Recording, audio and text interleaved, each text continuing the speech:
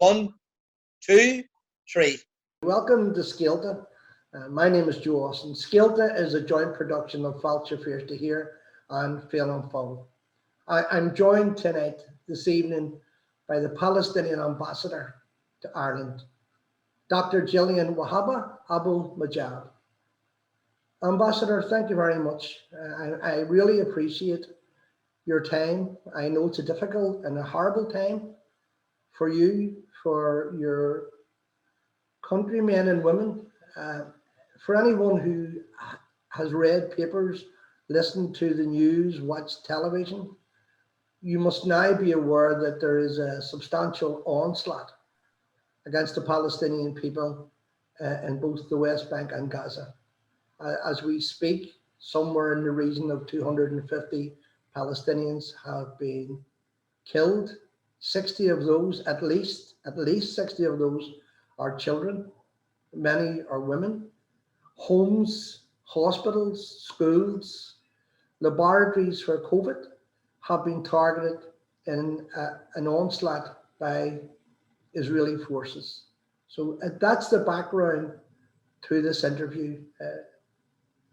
Ambassador, I'm aware that you are from Gaza, and I'm aware that the Palestinians, like the Irish, come from big extended families, and I hope your family are well. I hope they're relatively safe, and I know safety for Palestinians is something that they're not used to.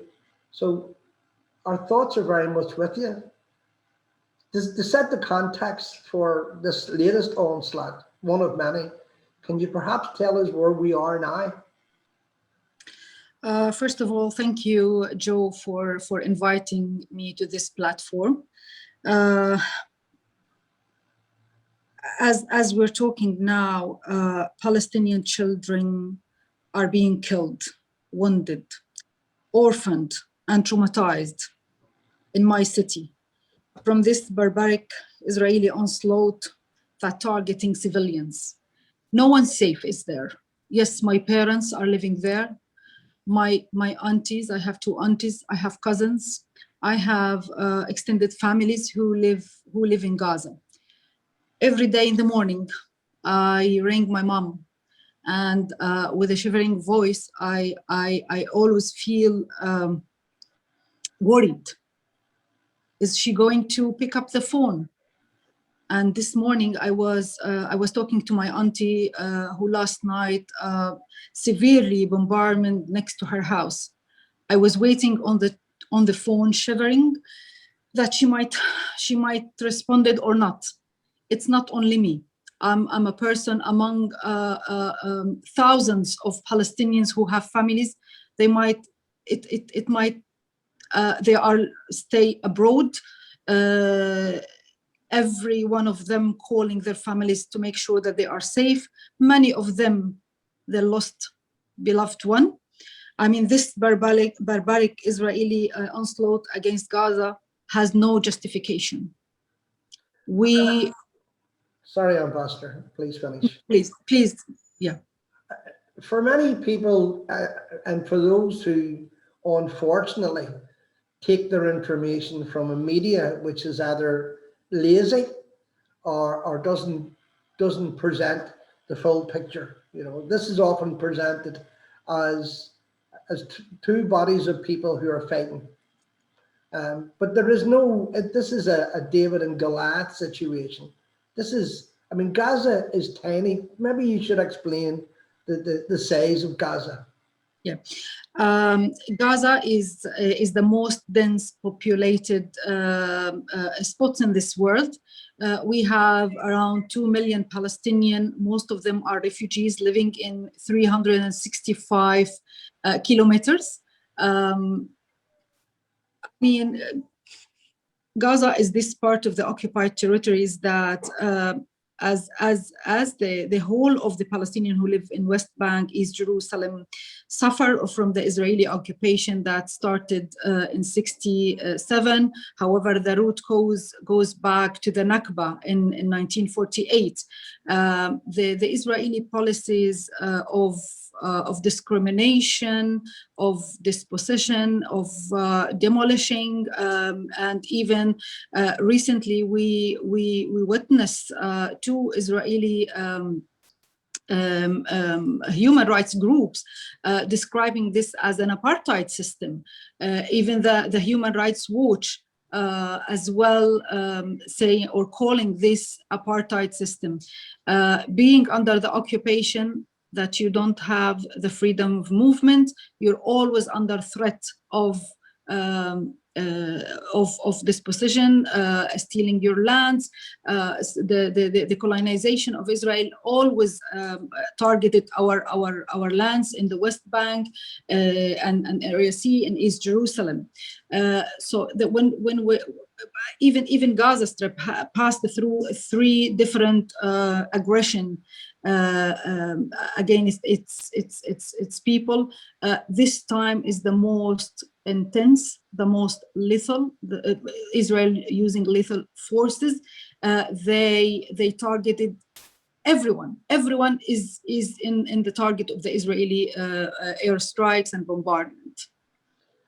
You mentioned the conditions in Gaza, and even before this latest bombardment. I mean, Gaza is so small that there are counties in Ireland, just simple counties, that are bigger than Gaza, and the density of the population. In COVID, we know that there were difficulties with medical supplies, there were difficulties with, and Gaza controls the water, has the ability to control the water and electricity supplies, and they were among the very first targets that the Israelis launched when they launched their attack some days ago on Gaza. But life in Gaza, even before these attacks, can be best described as a prison. It is the blockade that started in 2006. Left Gaza, as the United Nations said, that unlivable in 2020. The infrastructure has been destroyed over the past 3 aggressions against Gaza, and now yesterday, even they didn't leave any roads. They didn't leave any building. Everything was under their attack. Yesterday, they attacked the only center for examination of COVID-19. So now, with the displaced people, more than, according to the OCHA report this morning, it's more than 40,000 people have been displaced after they attacked their buildings and their towers. I mean, people who stayed for so many years to save the money to buy this flats or renting these flats. I mean, we have now more than 40,000 people are displaced in more than 40 schools of UNRWA schools. And even though the last bombardment, the last offensive against Gaza, the Israeli as well bombarding UNRWA schools. So still, they are not safe within the UNRWA schools. As I said, yesterday they destroyed the only center for COVID test in Gaza, and with all these people who are living now in the displaced, who live in the UNRWA schools, with this density of not so many schools available for them to live, all of them will be packed. So I mean, even the disaster will be doubled, living together away from their houses with all this disaster situation in the schools. However, the UNRWA tried to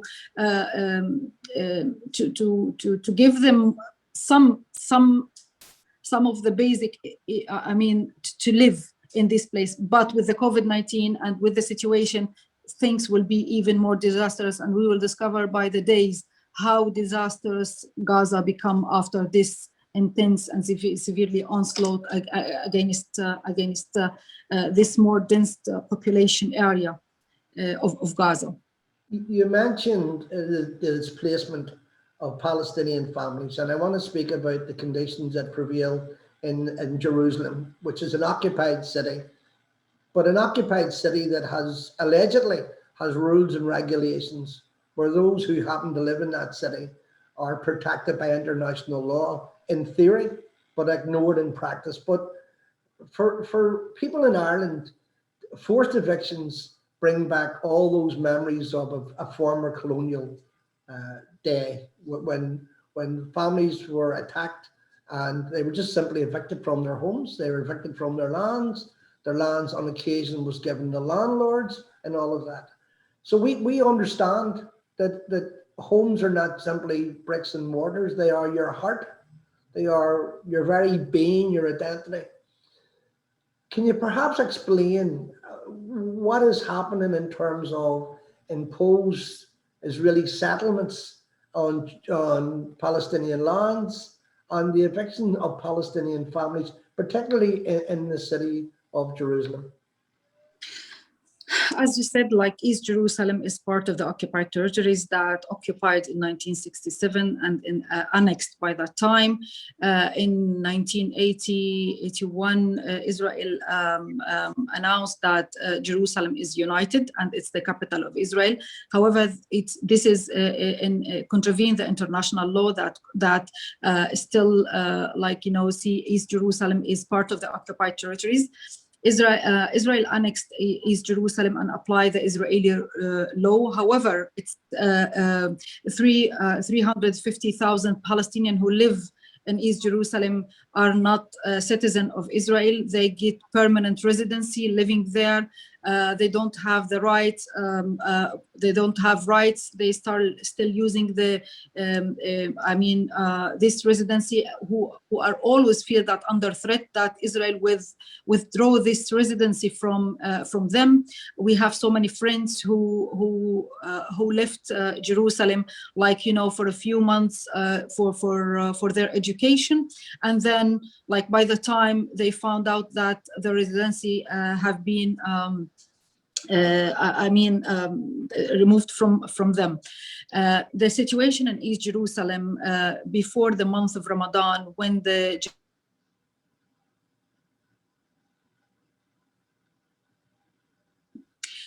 hello? The Jerusalem ruled to forcibly evict 28 Palestinian families from Sheikh Jarrah. Sheikh Jarrah is that area that located in the center of East Jerusalem. It's very important part of occupied Jerusalem because those families who were expelled in 1948, and according to an agreement between UNRWA and the Jordanian government, they allowed to have houses built in that area. And they, according to the agreement, and this agreement actually was registered at the United Nations, said that those 28 families pay the rent for the Jordanian government, and they will give their refugee cards. So after 3 years of paying the rent, they will own this land. After the occupation of East Jerusalem, these documents didn't finalized. However, the foreign minister a few weeks ago delivered all the needed documents for the Palestinian Authority, and we will use this in the Israeli courts. Still, the courts with the absentee law allow all the Jewish people and the Israelis to claim ownership that might be before the 19th century to go. However, doesn't give the same right to the Palestinians. My father was born in the city of Led. He owned house. He owned land. We have all the documents. As a matter of discrimination, as a matter of apartheid, we don't have the same right like Israelis to go and claim our own properties in Israel. Coming back to the East Jerusalem and the Sheikh Jarrah, so the families, they were receiving eviction orders. the people who have the right to be in their houses. Since 2009, many of the Israeli settlers and settlers groups and funds managed to get many of those houses, and sometimes there are some houses shared with Israeli settlers. This is the time that the population and the 28 families of Sheikh Jarrah, they said, no, we will not be expelled from our houses. This is our own houses. We will keep there. So all the Palestinians in around, even in the Palestinian 48 areas in Gaza and the West Bank, they stand in solidarity with the people. We have international campaign, and we gain actually support from the international community. Still, the EU countries, Ireland and all the EU countries, still believe that this area is unoccupied territories, and we have the right to be in our houses. I know that this battle will stay in the Israeli court for so many years, but the right of the Palestinian, we have rights, and we will continue defend our rights to be in East Jerusalem, in the West Bank, in Gaza. Ambassador, I know you have 3 children, I believe. Yes. You've been in Ireland for 7 years? True. When you look at how the international community, how they are inactive, how they do very little, how they sometimes say what needs to be said, but they don't do very much about it. And I'm thinking in particular the 2 resolutions a few days ago at the UN that were blocked by the Americans, the simple resolutions that would have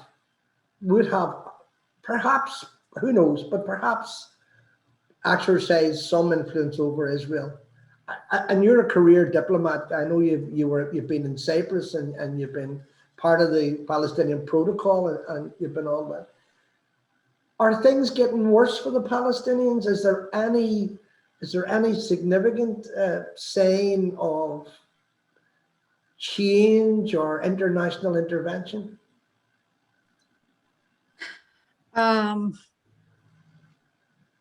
Without the hope, we wouldn't survive all these years. Without belief in our rights, and we have rights in this land, we have the rights to live, we have the rights for our children to live, and without even believing in peace, we wouldn't survive. Yes, the international community support the Palestinian rights. We work with the Irish government. I used to work with the Cyprus government, and we meet so many international supporters around the world. But when it comes to taking a strong decision towards supporting this right, we find that the international community failed to do that.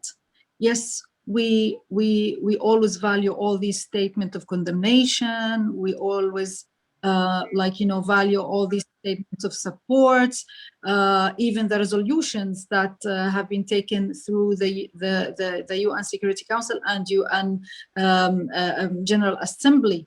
It's not, when it's come to Palestine, it's not applied. We have, in 2016, the Security Council voted saying that the settlements have no legality.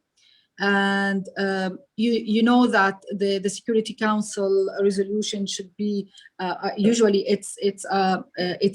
should be applied. And so far, yes, the international community condemned the settlements, not supporting Israelis expanding over the settlements, but there is no actual practical measures applied on the ground. Every day we witness more expropriations of lands, more stealing of lands. Settlements are expanded on the favor of the Palestinian.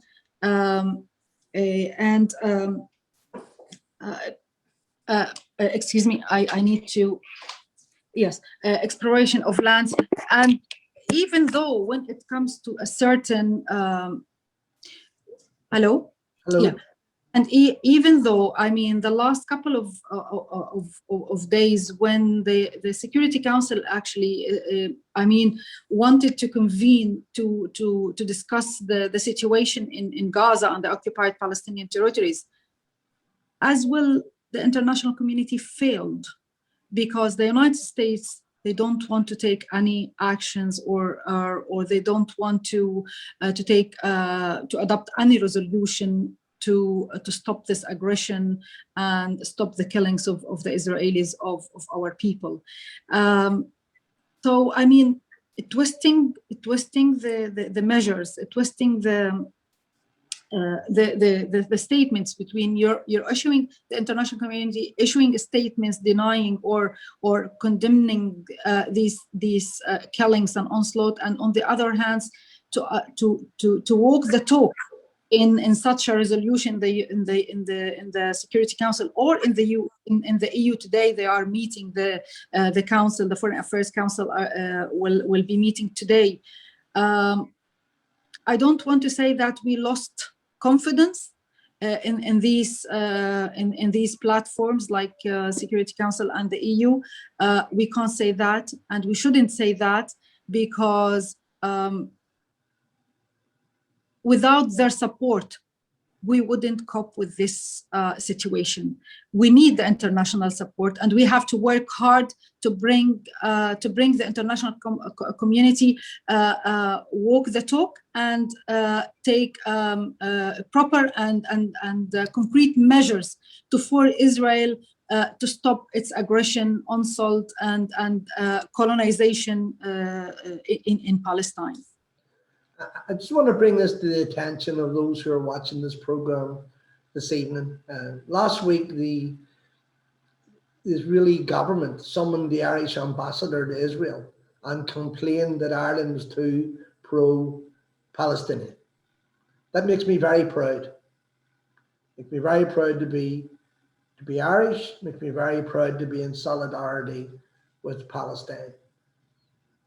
We all have a role to play in highlighting. We talked briefly there about the international community, and I know that across Ireland for this last number of days, in towns and villages and cities, people have been on demonstrations, they've been on pickets. I know, for instance, that in Italy, Italian dockers have refused to unload and load munitions ships going to Israel to be used against the Palestinians. And I know in terms of football tournaments, we've seen football players with the Palestinian flag. Is there much more that we can do?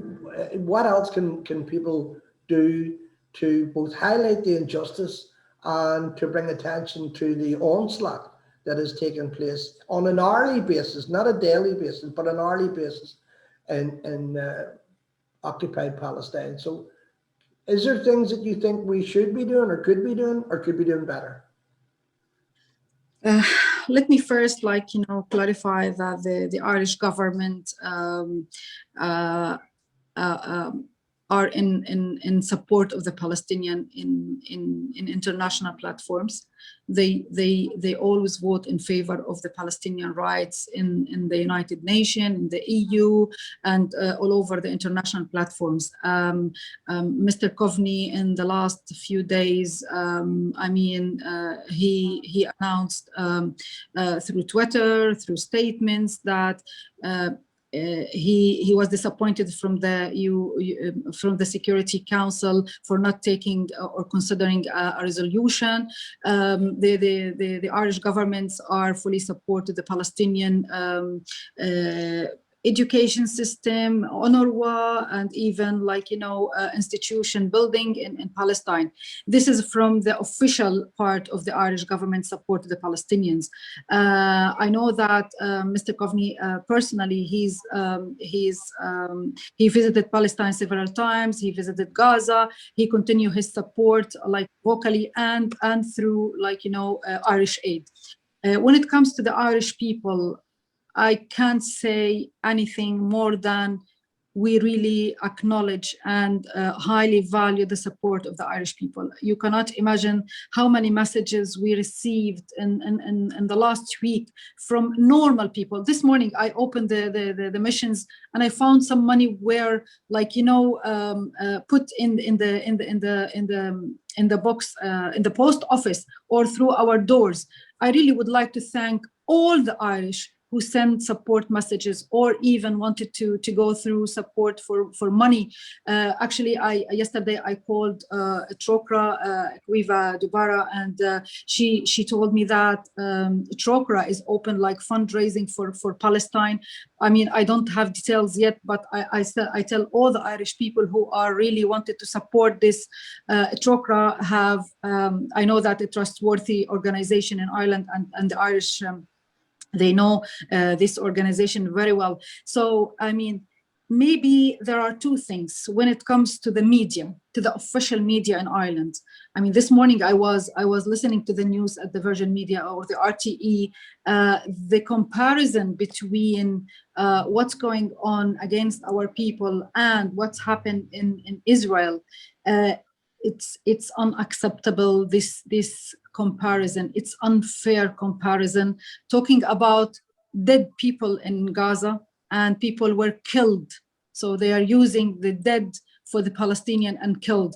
And when it comes to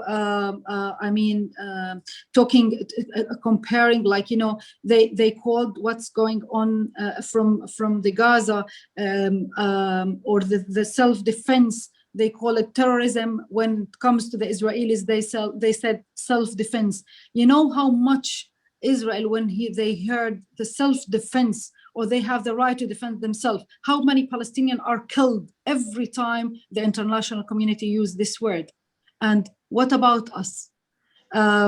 Maybe we need to work on educated more young generations. However, as I told you, I mean the protest that came us last week, we know that many of the young Irish students who were in this protest raised the rights of the Palestinians, but we still wanted more people to know about the plight of the Palestinian people, to know exactly, that these people are in real suffer, and to differentiate between what terrorism and what the right to defend your rights to exist in your place, in your land. There is something else that I wanted as well to say about trade with Israeli settlements. We need as well to educate the people that trade with illegal settlements should be considered. I'm not saying here about, like, you know, boycotting Israel. We're talking about the illegal settlement, which according to the international law is illegal. So trade with these settlements as well is illegal. So educating the young generation, I think, is something that we're aiming at, and we're trying to do our best to meet as much as young people from the universities, from the different communities in Ireland. Can I make an observation, Ambassador? Yeah. Ireland was very active during the boycott of South African apartheid, or apartheid South African. And we thought that life for oppressed people could not be any worse than the conditions that prevailed for the Black community, Black citizens in South Africa. Even the South African government didn't use warplanes against the townships that were protesting. Even the South African government didn't shell townships from the sea, from the air, from the land. How much worse do things have to be before people speak out? And can I just, you mentioned the media, if you don't mind, let me just draw this. What struck me with the media was the justification for attacks on a far bigger scale, but was the same methods that were used to justify oppression in the city of Belfast. When we had the Ballymurphy inquest last week, and prior to that, everybody that was killed by British troops was labelled to be an IRA fighter. And of course, that wasn't true. And we have this morning Israel talking about those who are killed, those women and those children who were killed as all being fighters, and the media blindly going along and not questioning that. So I understand exactly what you say, and I think that people who have experienced this will not be fooled by a media that's both lazy and hostile. If I can change direction slightly, because you mentioned earlier on hope, and surely there is no better hope than an ambassador from Gaza to Ireland. So can you tell me that journey? You were born in Gaza, so where is your education? Was it in Gaza, or where did you attend? Yeah, I was born in Gaza, and as I finished my high school there, I joined the Birzeit University. Unfortunately, in 1987, the first Intifada started and all the university closed. I have to find another place to continue my education. Education is something very important for all the Palestinian. This is what gives us the strength, to defend our rights, to survive, to bring our plight, our cause to the international world. So I managed to join the American University in Cairo for a couple of years. Then I came back to Gaza. I joined Al-Quds University, and I had my second degree, bachelor in management and economics. When I got married, I moved to Cyprus. Actually, I moved to our mission, to our embassy in Cyprus. I worked there for 15 years. By that time, we didn't practice, change post over the years, like any other diplomatic career. Then, in 2013, I moved to Ireland to be the deputy head of mission. I stayed, the post. I had this post for almost 6 years.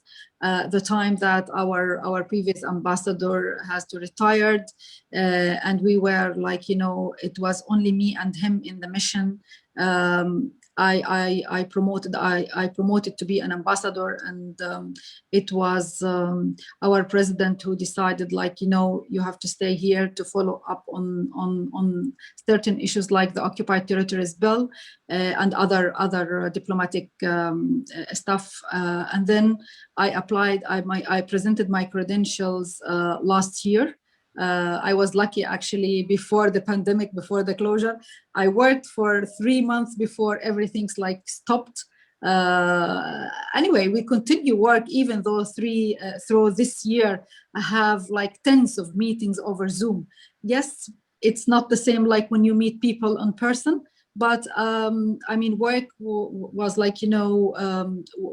the work was going on, and it didn't block us from meeting the people, even meeting new people, bring our issue and our cause to the Irish people, and even grow up with relations with the Irish people and Irish governments and the Irish Dole and Shinnet. We continue our work through virtual means. It must be, and we mentioned earlier on, or I mentioned, and you explained, that Gaza is effectively an open air prison, and where access to it and departure from it are really at the whims of a government in Israel, which seems to be determined to destroy the Palestinian people. How difficult is it for young people to receive an education? And I'm not talking about university degrees. I'm just talking about a basic education. I know that Ireland sends something like 90 million euro to Palestine, which goes across a whole variety. It doesn't go to education simply, but it goes to infrastructure, which is now gone after these attacks. But how difficult is it for young people to receive any sort of education? As I told you before, that education is something essential in all our Palestinian life. We put so much effort to find the right place, whether in Palestine or abroad. Some Palestinians, they manage to, if they are not able to go abroad, we have many universities that run by the Ministry of Education. We receive support from the EU, from the international community to have this education system work. And one of the Irish government great support to the education system in Palestine, whether to UNRWA or to the education system in Palestine. And this year it's the second student who won the Irish scholarship to come to Ireland. Last year we received 25 Palestinian students to have their master here in Ireland. And this year, because of the pandemic, we just received around 12 or 13 students who come to continue their education in Ireland. Listen, I mean, we always find a way to have a strong education, whether in Palestine or out Palestine.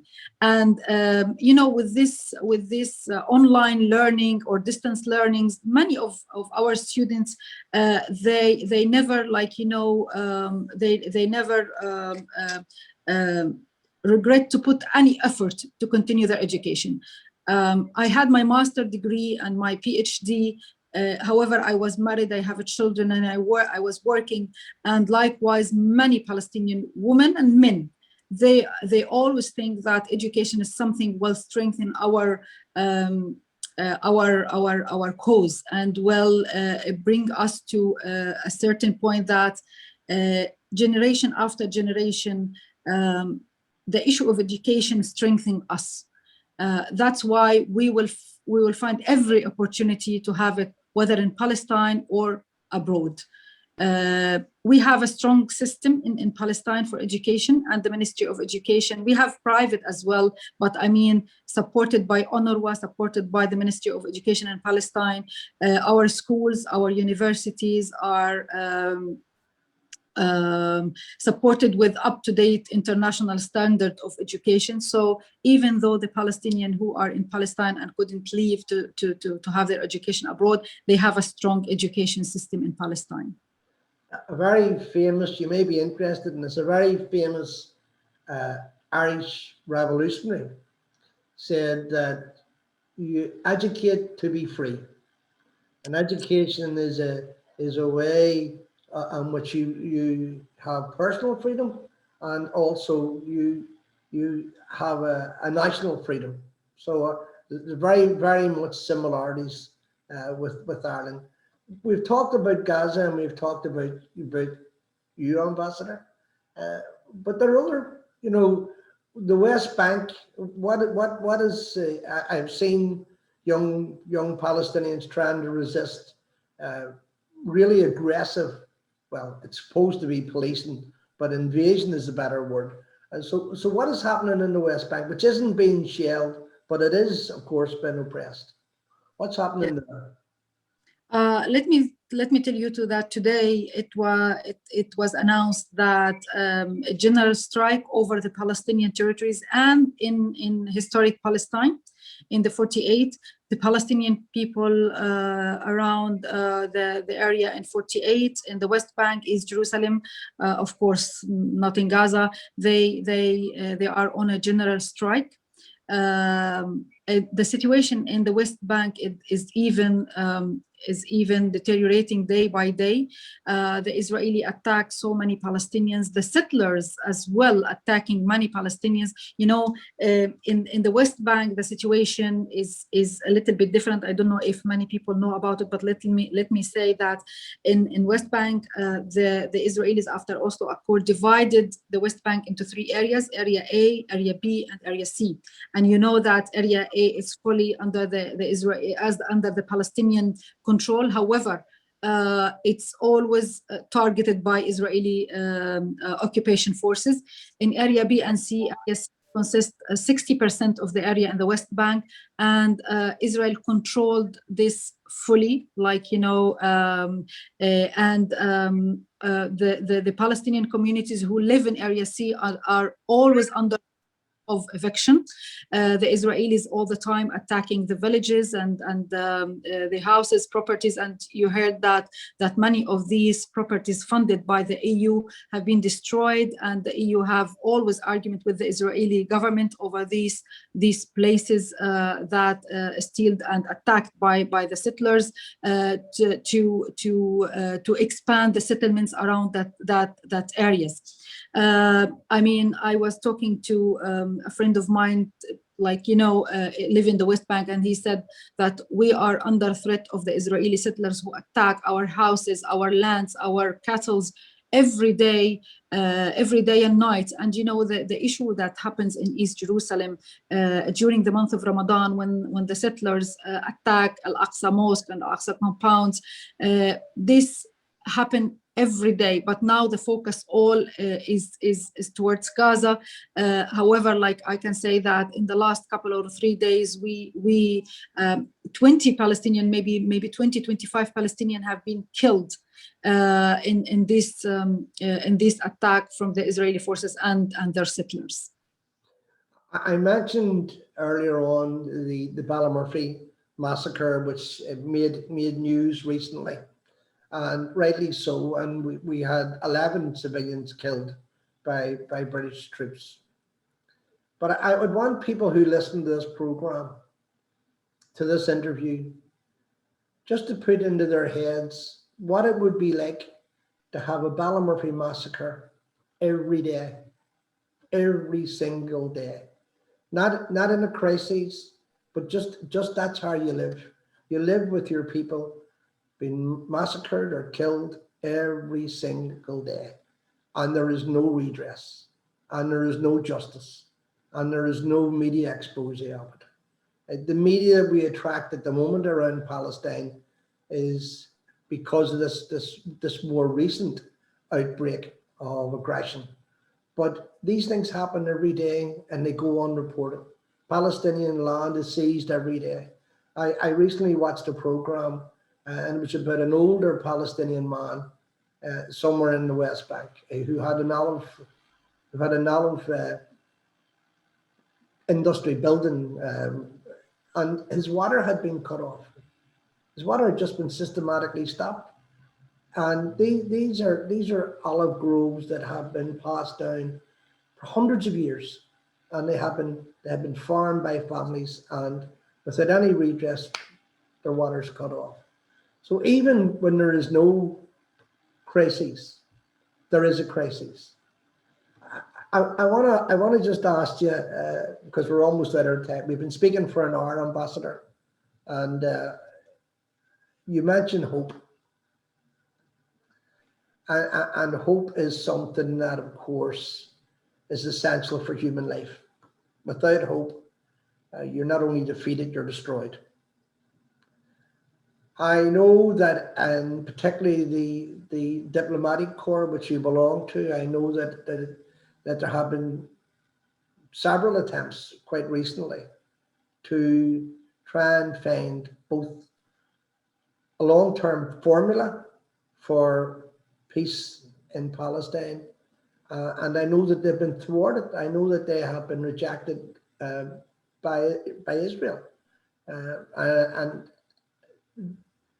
do you give up at that stage when you know your job is to diplomatically try and win support for a long-term peace strategy and for long-term justice for the Palestinians, and I have to say for those Israelis that want peace. But do you see on the horizon any possibility that Israel will go for a peace agreement, a peace accord? Let me tell you a personal experience that when I was younger and before we signed the Oslo Accord with the Israelis, I always we always look at the PLO and Yasser Arafat as a man of our struggle for freedom. And I always, when I was young, I said, it's impossible to see Arafat. It's impossible to see Yasser Arafat. We never thought that one day we will see the people who were in Lebanon, who were in Tunisia, and especially I'm telling about Yasser Arafat, Abu Ammar, this sign of freedom of the Palestinian. And one day I shake hands with Abu Ammar, and by that time I realized that when you have hope, when you believe in your rights, you will never surrender these rights. And when I shake Abu Ammar's hands and I sit with him in a meeting and I have delegations coming to his office, it was very close to us all. I will never surrender our hope and our rights of freedom. One day it will happen. And since that time, I always say nothing is far away as long as you believe in that. So one day we will meet you in free Palestine. We will welcome Irish people who really believe in our rights in Palestine, free Palestine with East Jerusalem as its capital. Ambassador, thank you for being my guest. I couldn't have ended it on a better note. I'm going to try and use the very limited Arabic that I have, but the shukran, I thank you. We will continue the struggle. Our hope is your hope, and we are all Palestinians. Thank you, Joe. Thank you. Thank you very much.